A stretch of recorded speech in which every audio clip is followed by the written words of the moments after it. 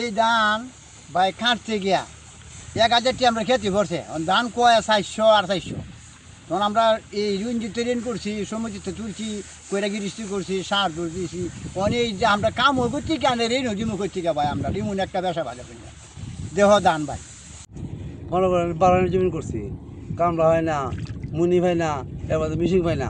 Missing পাইলে 20,000, কামড়া দ্বারা গেলে 20,000 টাকা নেই। আমি 20,000 রুই কাইটে দেয় প্রথম আল্লাহ হয়ে নিছি আর রয়েছে নরকের কামড়া রাখি ওকে কীভাবে যেভাবে আমরা নিছি দাম 6 মন ব্যস্ত পারি না। কত টাকা মন পড়ছে? 1000 টাকার মনে উঠে পারবো দাম, 1000 উঠে পারবো।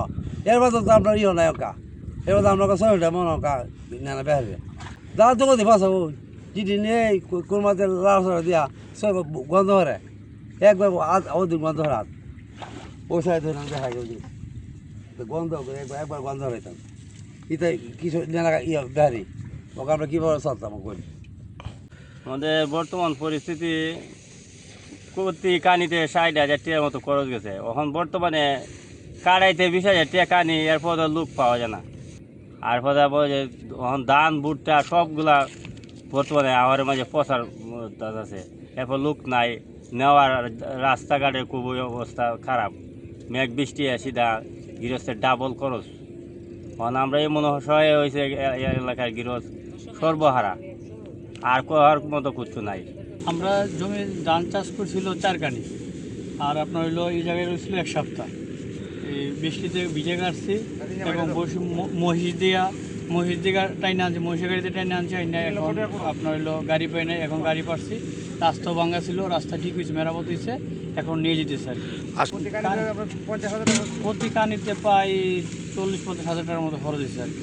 আপনার এখন তো আপনার এই কামড়ার দর বাড়তি, তারপর হলো গাড়ির দর বাড়তি। আর এটা তো 2 টানা পড়ছে, মহিষের গাড়িতে আনছি, এখন আবার এই ইয়োদা নিতেছি, টলিদা নিতেছি, আবার বোমার মধ্যে লাগবে বেশি। এই আর কি অবস্থা এবার খারাপ।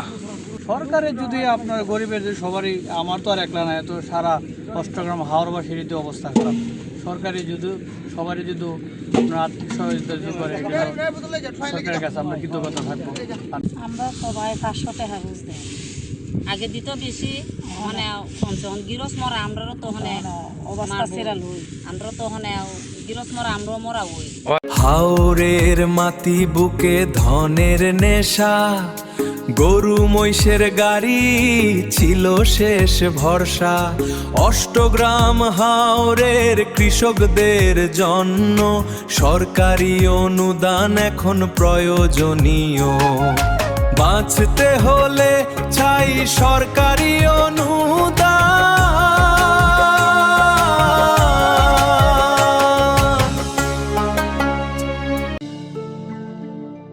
কৃষকদের দুঃখ বুঝার মতো কেউ নেই, আল্লাহ তুমি ছাড়া আমাদেরকে রক্ষা করার মতো নেই কেউ।